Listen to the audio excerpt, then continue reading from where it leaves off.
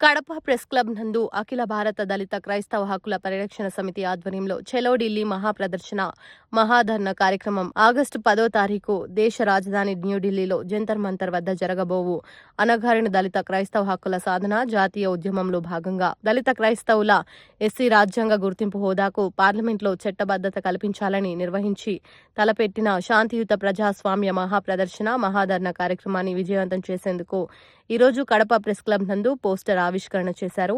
చలో Delhi get together ఆత్మీయ సమావేశానికి సంగటి మనోహర్ ఆధ్వర్యంలో వ్యవస్థాపక జాతీయ అధ్యక్షులు సంగటి చిన్న యోసేపు, గౌరవ అధ్యక్షులు ప్రొఫెసర్ డాక్టర్ గాలి వినోద్ అలాగే తదితరులు పాల్గొన్నారు. కడప నగరంకు సంబంధించిన వివిధ పార్టీలకు సంబంధించిన నాయకులు, విశ్వాసులు, రెవరెండ్లు, బిషప్లు, సంఘ సేవకులు కూడా హాజరయ్యారు.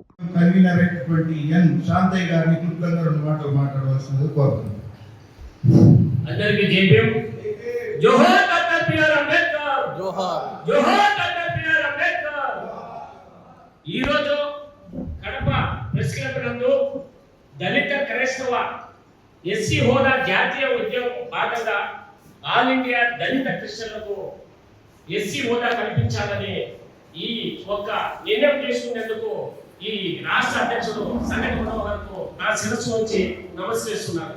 ఎందుకంటే ఈ రాష్ట్రంలో ఇప్పుడు దాదాపు దళితుల కోసం 15 సంవత్సరాల నుంచి సంగటి మనోహర్ గారు పోరాటం చేస్తూనే ఉన్నారు. కానీ ఈ రోజు ఈ కార్యక్రమం ఎవరు చేయాలంటే ఈ కార్యక్రమానికి బిషప్లు వేల మంది బిషప్లు కోట్లు డబ్బులు సంపాదించున్నారు. ఈ కడప టౌన్ లోనే ఒకటి కాదు, ఆర్షం కాదు, సిఎస్ కాదు, బైబిల్ మిషన్ కాదు, వీళ్ళంతా వలస వచ్చారు. ఇక్కడ కడప వలస వచ్చి దళిత క్రిస్టియన్లను ఒక ఎర్రేసి మనల్ని వాడుకొని సంఘమును ఒక సభ్యులుగా చేర్చుకొని ఈ రోజు 1,00,000 కోట్లు సంపాదించి బిడ్డలను పాలనలో సంపాదిస్తున్నాం. ఈ రోజు ఖచ్చితంగా ఇక్కడుండే ఏ చర్చి పాస్టర్ అయినా సరే, ఏ బిషప్ అయినా సరే, చర్చిలకు పోయి మనం అందరం కలిసి ముట్టడేస్తాం. మీరు సపోర్ట్ చేస్తారా లేకుంటే ఇక్కడి నుంచి మీరు వెళ్ళిపోతారని చెప్పి ఖచ్చితంగా ఇక్కడ ఉండే దళిత క్రిస్టియన్లు పాస్టర్లు ఖచ్చితంగా పోరాటం చేయాలి. ఎందుకంటే ఒక సామాన్య కార్యకర్త సంగటి మనోహర్ గారు ఈ ఒక ఉద్యమాన్ని ఈ ఆలోచన తీసుకొచ్చినందుకు మరొకసారి ఆయనకు పాదాభివందనం చేస్తున్నాను. ఎందుకంటే ఈ రాష్ట్రంలో దళిత క్రిస్టియన్లు ఎక్కడ చూసినా తరిమి కొడుతున్నారు. ఈరోజు రైల్వే కోడూరులో వాస్తవంగా కడప నుంచి వ్యాన్ వేసుకొచ్చి ప్రచారానికి వస్తే దాదాపు కట్టేసి కొట్టాము స్టేషన్. వాళ్ళని అడ్డుకొని ఆర్ఎస్ఎస్ బీజేపీ మీద 10 మంది మీద కేసు కట్టించినారు. అది వాస్తవం.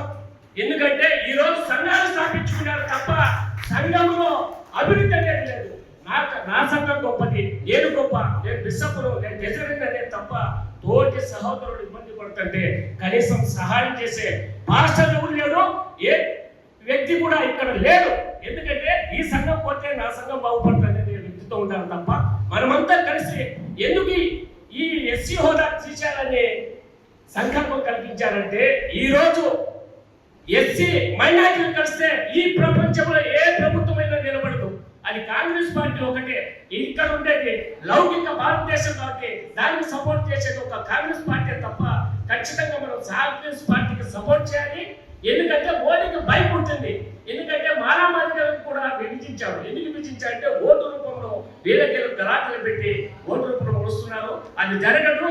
ఖచ్చితంగా రాబోయే కాలంలో క్రిస్టియన్ మైనారిటీలు ఏకమవుతారు. ఈ దేశం నుంచి ఏ లౌకికమైన పార్టీనైనా తీసుకొస్తాం తప్ప మతతత్వ పార్టీలు కూడా తరిమి కొడతారని నేను కాంగ్రెస్ పార్టీ మీ అందరికీ సభాముఖంగా తెలుపుతున్నాను. నా వంతు సకాలంగా మేము ఢిల్లీకి 5 మంది మేము బయలుదేరుతామని అధ్యక్షుడు చెప్తున్నాను.